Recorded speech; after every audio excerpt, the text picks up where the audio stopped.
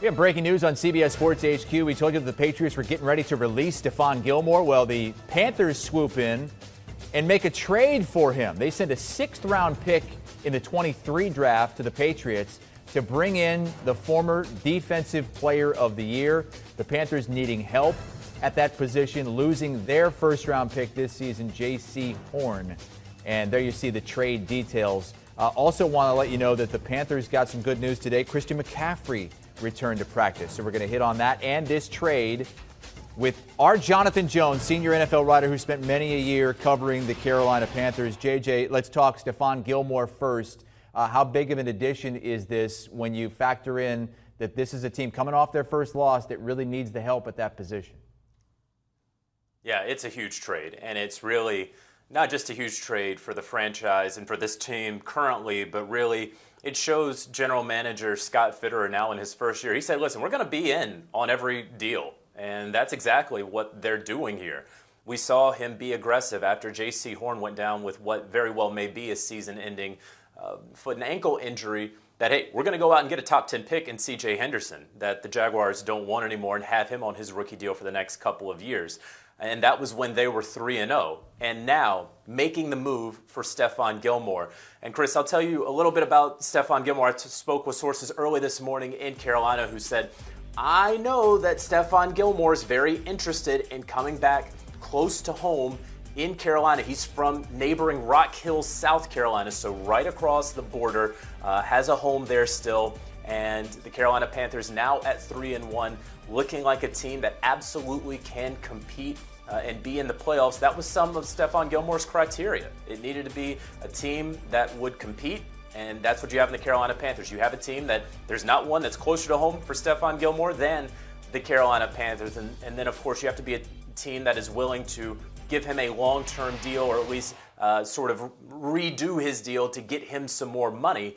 And that's a Carolina Panthers team that does have the cap space to figure that out. And you look at the Panthers and you say, it's a lot of corners, right? They have J.C. Horn. They drafted Dante Jackson a couple of years ago. They just traded for C.J. Henderson.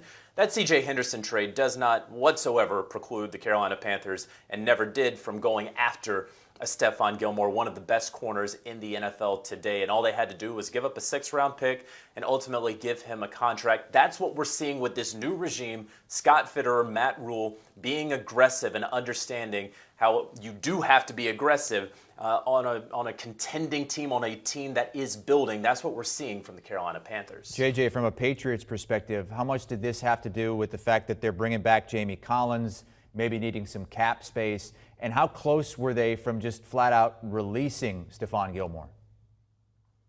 They were close to releasing Stephon Gilmore. They wanted that news out there early this morning that they were going to part ways with Stephon Gilmore. There was not a chance that Stephon Gilmore at 4:01 p.m. Eastern Standard Time today would have been a New England Patriot. He would have been traded, or he would have been outright released. But the reason here that they wanted that news out was to potentially leverage some sort of trade, get something in return for him. And so they get a 6th-round pick back. But the Patriots were always, if they were going to trade him, send him to a place that he wanted to go. The Green Bay Packers were a very early front runner.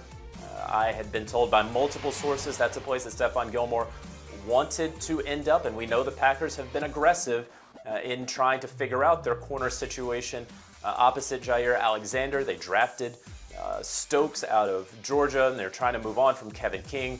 But ultimately, Stephon Gilmore, be it the contract that he ultimately will receive from Carolina, perhaps that was more enticing, or just simply being closer to home was more enticing. But that's the reason, or the reasons, why he is a Carolina Panther. And got the news that Christian McCaffrey is back at practice today. How close is he to returning? Might we see him this weekend against the Eagles?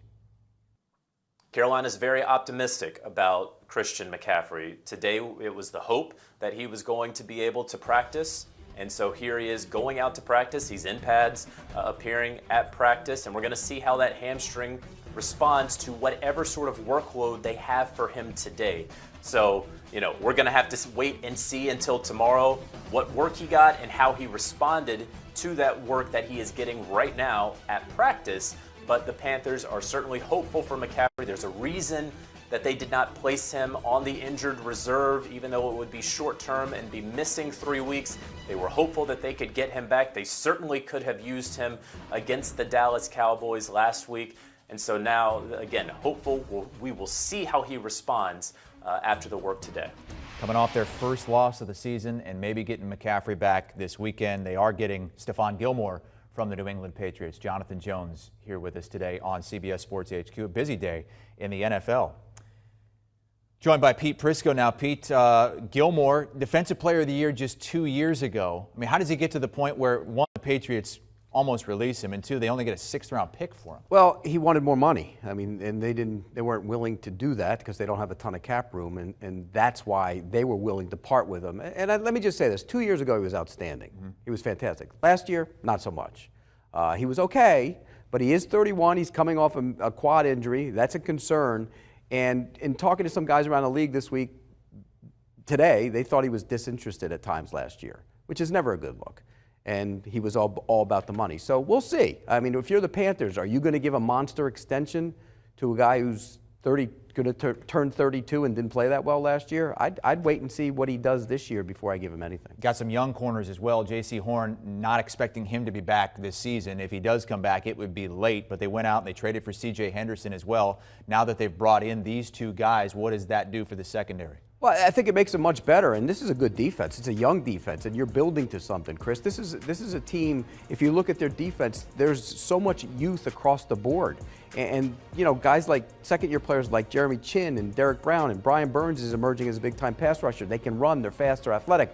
You can see why they want a guy, a veteran guy, but I still think it's all about youth. And here's the other thing about this. Sam Darnold might be playing himself into the full-time job. There's a lot of speculation out there that if somehow Darnold doesn't play as well the rest of the way, that they've eyed Deshaun Watson. And so why not build this thing? You're getting you get a veteran on the defensive side, and then next year, if you can make the deal and Sam Darnold doesn't play. Right now, I think Joe Brady's done a great job with Sam Darnold. You would keep him. But if it doesn't play out the rest of the way, then there's always the possibility if Deshaun Watson cleans up all his legal issues and everything else, then I think he might end up being the quarterback in Carolina if Darnold doesn't play as well the rest of the way. I want to pull that schedule up one more time if we can, guys, because Panthers coming off their first loss of the season, some might say, okay, that's more like the team we expected them to be, losing to the Cowboys. Look at the schedule coming up, though. Eagles, Vikings, Giants, Falcons. Patriots are 1-3. Yeah, you've got the undefeated Cardinals, but then Washington and the Dolphins and the Falcons again. That's pretty manageable. It is manageable, and look at the first three games. That was very manageable. I mean, you had the Jets, who are starting a rookie, you had the Texans, who were starting a rookie in both of their first game, and then you had a Saints team that was kind of caught up in the mess of what being displaced, and we don't know how good they are after last week anyway. So kudos to what they're doing, and I don't think this is the year for them, but they're building something there, and I give Matt Rule a lot of credit for what he's doing with that team. With that schedule, though, and the fact that Christian McCaffrey's back at practice and maybe he'll be able to go this week against the Eagles, you got to expect them to make the playoffs at this point, right? Well, the division's not great. Atlanta's not very good, so I think they can win those games. And then you look at New Orleans; they already beat them once. So what do they do with Tampa Bay? That's the question. This version of Tampa Bay is beatable. A version that we'll see later in the season is not beatable. Okay, so the Panthers getting Stephon Gilmore from the New England Patriots for a sixth-round pick in the 23 draft. Want a sports network that delivers everything that matters about the game? The highlights, the picks, the instant analysis. No yelling, no fake debates, no politics. Hit the subscribe button and never miss a moment.